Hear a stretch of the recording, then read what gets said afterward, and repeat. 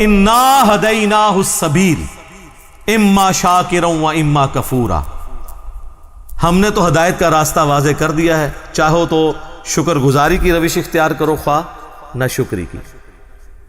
اچھا، لیکن اس سے یہ بات نہ سمجھ لیجئے گا کہ اللہ کو کوئی پرواہ نہیں ہے، ٹھیک ہے وہ گناہگاروں کو بھی بخش دے گا، مجرمین کو بھی بخش دے گا، اور نیکوکاروں کو تو اس نے بخشنا ہے۔ نہ، اس طرح نہیں ہے۔ اور اکثر لوگ کہہ رہے ہوتے ہیں او جی اللہ نے ساڑی نمازہ نہیں چاہیے دیا۔ استغفر اللہ، یہ بات آپ کیوں بولتے ہیں؟ یہ آپ کس کو بول رہے ہوتے ہیں؟ میری نماز تو نہیں کو پڑھ رہا نا، تو مجھے کیوں سنا رہے ہو؟ جس کی پڑھ رہے ہو اس کو سناؤ، اللہ کی پڑھ رہے ہو نا۔ تو اللہ نے کب کہا ہے کہ مجھے تیری نمازیں چاہیے؟ کہیں کہا ہے؟ اللہ کہتا ہے تمہیں تمہارے لیے نمازیں چاہیے۔ اس فلسفے کو اللہ تعالیٰ نے سورہ الزمر میں بیان کیا ہے، مسئلہ تقدیر بھی حل کرنے والی یہ آیت ہے، اور سارے مسئلے یہ اکثر لوگ کہتے ہیں نا جو کچھ ہو رہا ہے نا جی اللہ کی مرضی سے ہی ہو رہا ہے جی، یہ اکثر آپ سنتے ہوں گے کہ دنیا میں جو کچھ ہو رہا ہے نا جی اللہ کی مرضی سے ہو رہا ہے۔ نہیں سر، ایسے نہیں ہے، اللہ کی مرضی سے نہیں ہو رہا، اللہ کی اجازت سے ہو رہا ہے۔ اللہ کی مرضی ہے یہ کہ لوگ زنا کریں، اجازت ہے کہ کر لو، یہ نہیں ہوگا کہ جسم پہ فالج گرے، لیکن آخرت میں چھوڑوں گا نہیں۔ شراب پینی ہے پی لو، چمڑی اتار دوں گا آخرت میں، یہ نہیں ہوگا کہ شراب کی بوتل پکڑو تو ہاتھ پہ فالج گر پڑے، ایسے نہیں ہوگا۔ اجازت ہے، نیکی کرنی ہے کرو، برائی کرنی ہے کرو، مرضی نہیں ہے۔ مرضی یہی ہے کہ پیغمبروں کا راستہ اختیار کرو۔ یہ فلسفہ جو ہے نا سورہ زمر میں بیان ہوا ہے، آیت نمبر 7۔ سر یہ 7 نمبر آیت تو آپ سارے اپنے قریبی لوگوں کو سنائیں، اپنے آفیسز میں سنائیں، اپنے دوستوں کو، گھر والوں کو۔ ان تکفروا فإن اللہ غنی عنکم، دیکھو اگر تم اللہ کا کفر کرو گے، ناشکری کی زندگی گزارو گے، تو یاد رکھنا اللہ بے پرواہ ہے، اللہ کو کوئی فرق نہیں پڑے گا۔ لیکن اس کا یہ مطلب بھی نہیں ہے کہ اللہ کو نہیں فرق پڑا تو اللہ تعالیٰ چھوڑ دے گا، نہیں۔ وَلَا يَرْضَى لِعِبَادِهِ الْكُفْرِ، لیکن میں کبھی راضی نہیں ہوں اس بات پہ کہ کوئی میری ناشکری کرے، میری نافرمانی کرے، میرا کفر کرے۔ وَإِن تَشْكُرُوا يَرْضَهُ لَكُمْ، اور اگر تم شکر گزاری کی روش اختیار کرو گے، یعنی اللہ کے تابع فرمان رہو گے، تو یہ اللہ تعالیٰ تم سے پسند کرتا ہے۔ وَلَا تَزِرُ وَازِرَةٌ وِزْرَ أُخْرَى، کوئی جان دوسری جان کا بوجھ نہیں اٹھائے گی، ہر شخص نے اپنے اعمال کا جواب دہ خود ہونا ہے۔ ثم الى ربکم مرجعکم، اس کے بعد تمہیں لوٹ کر تمہارے رب کی طرف جانا ہے۔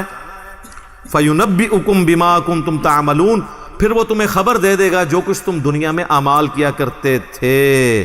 انہ علیم بذات الصدور، بے شک وہ تو سینوں کے چھپے ہوئے رازوں کو بھی جاننے والا ہے۔ اللہ اکبر، یار اللہ سے کون بھاگ سکتا ہے؟ میرے بھائی آپ اپنی داڑھیوں سے، پگڑیوں سے، نمازوں سے، تسبیحوں سے دنیا کو دھوکہ دے سکتے ہیں، قانون کو چکمہ دے سکتے ہیں، اللہ سے بھاگ کے کہاں جائیں گے؟ اللہ تو اتنا باریک بین ہے کہ جن لوگوں کی نماز، حج، زکوٰۃ بھی لکھے ہوں گے نا قیامت والے دن، فرشتوں نے نیکیوں کے ڈھیر لگائے ہوں گے، اللہ 0 سے ملٹیپلائی کر دے گا۔ اللہ سے بڑا ڈر لو سر، اللہ بڑا ڈاڈا جائے۔ ہاں اللہ والے بن جاؤ تو اللہ سے زیادہ کوئی شفیق نہیں ہے، لیکن اللہ کے نافرمان ہیں تو سر اللہ بڑا ڈاڈا جائے۔ مسلم شریف میں حدیث ہے سب سے بڑی 3 نیکیاں کون سی ہو سکتی ہیں؟ تینوں نیکیوں کے بارے میں نبی علیہ السلام نے کہا کہ یہ کرنے والا بھی جہنم میں چلا جائے گا۔ نمبر 1 آپ نے فرمایا قیامت والے دن اللہ تعالیٰ ایک شہید کو اٹھائے گا اور پوچھے گا میں نے تجھے اتنا کچھ دیا، اچھی صحت دی، تو نے میرے لیے کیا کیا؟ وہ کہے گا یا اللہ جان سے قیمتی کون سی چیز تھی تیرے لیے دے دی؟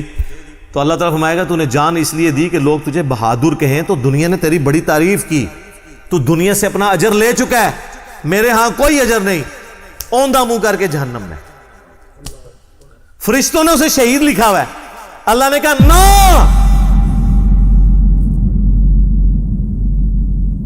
آپ اپنی نیکیوں سے فرشتوں کو بھی دھوکہ دے سکتے ہیں، فرشتے تو ظاہری مال کو لکھیں گے، ہاں جی یہ تو یہ حساب کتاب تو بس اس خانہ پوری ہے، اصل میں تو اللہ تعالیٰ خود حساب کرنے والا ہے۔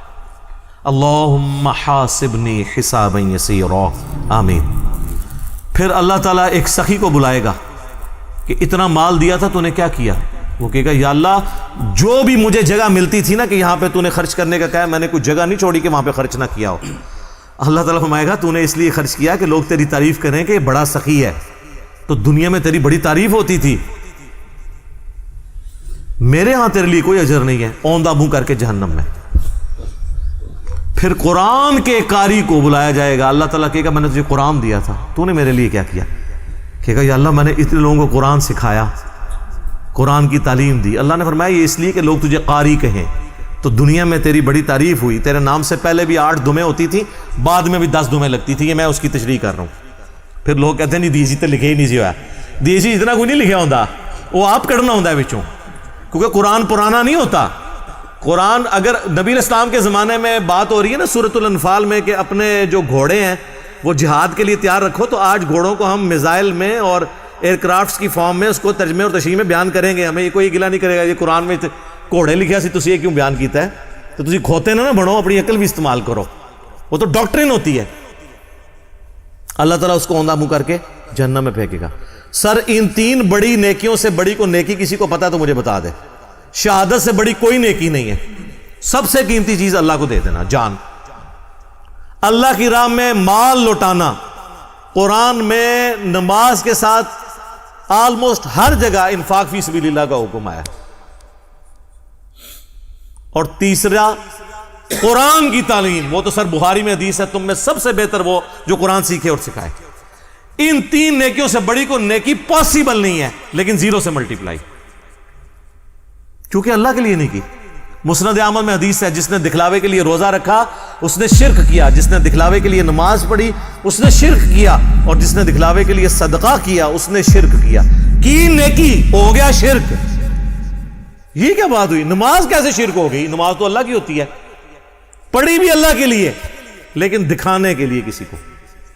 ہمارے ایک ایکس پریزیڈنٹ تھے نا، مجھے ان کی پالیسی سے تو بہت اختلاف ہے، جنرل ضیاء الحق، لیکن ایک مذہبی آدمی تھے. ان کی وجہ سے ہماری فوج کے اندر کافی ریفارمز آئیں، اور یہ بہت بڑا احسان ہے ان کا پاکستانی فوج کے اوپر، ورنہ ان سے پہلے کی فوج اور آج کی فوج میں بڑا فرق ہے.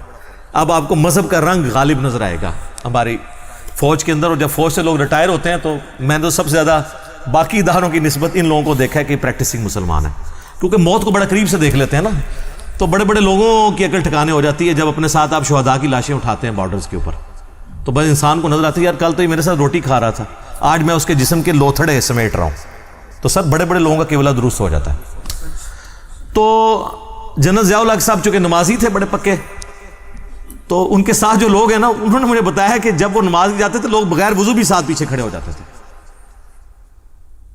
کیونکہ نماز پڑھنے کا تو موڈ نہیں ہوتا تھا. اور وضو تو ایک تردد ہے نا، اور وضو کسی کا چیک تو نہیں ہو سکتا سونگ کہ اس کا وضو ہے یا نہیں ہے.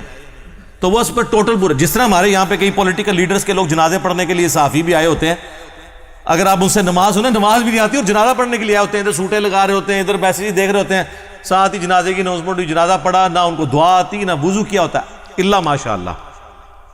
یعنی یہ نا آپ کہیں کہ میں ساروں کے لیے بات کر رہا ہوں. تو وہ ساری اس طرح کی جو نمازیں پڑھ رہے ہوتے ہیں وہ تو دکھلاوے کی ہو رہی ہوتی ہے نا، اللہ کے لیے تو ہو نہیں رہی ہوتی ہیں.